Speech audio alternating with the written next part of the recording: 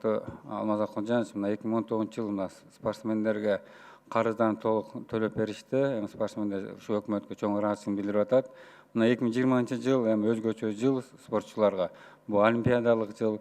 Ошоңо 5 лицензия алган, мына дагы 16 лицензия алабыз деп аракеттерин кылып атат. Кызуу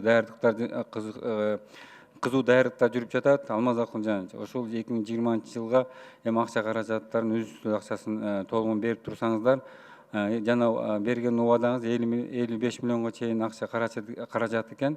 Ушу майга чейин болот, Кудай буйруса, лицензияны. Эми ушу спортчуларга дагы чоң ийгиликтерди каалап кетем.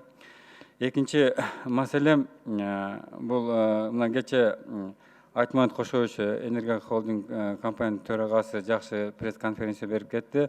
Бул жерде жакшы жасап аткан жумуштары жөнүндө айтты, аракеттери жакшы эле. Бирок мына айыл жерлерде, мына областтарда көп жерде ошол областтык деңгээлде жетекчилер көп иштебей жатат да. Мисал алып көрсөк, Жалал Абад областында.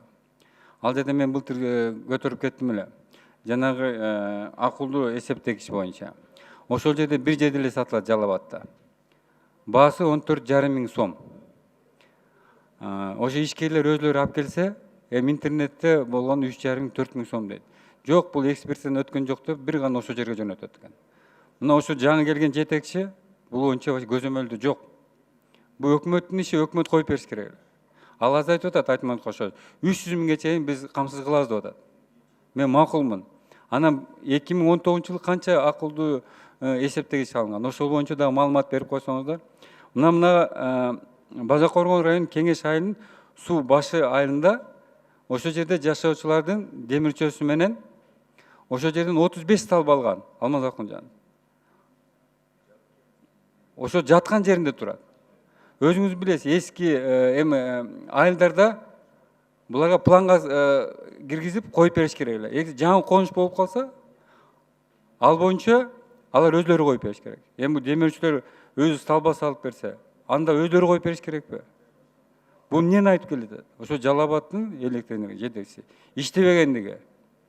Ал жерде жанагы потерянын көбөйүшү, дебиторский задолженностьтун көбөйүшү, сборлордун азайышы, ошо жетекчилер мында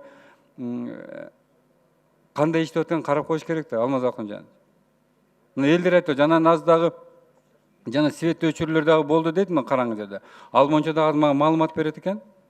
Ошо маалымат берсе, бул боюнча дагы маалыматты мен сизге айтам. Алмаз Акунжанович, ошо Жалал Абадтын электр энергиясынын жетекчисинин жоопкерчилигин карап коюшсун. Жана эмне үчүн карашпайт жана эмелер боюнча? Эсептегичтер.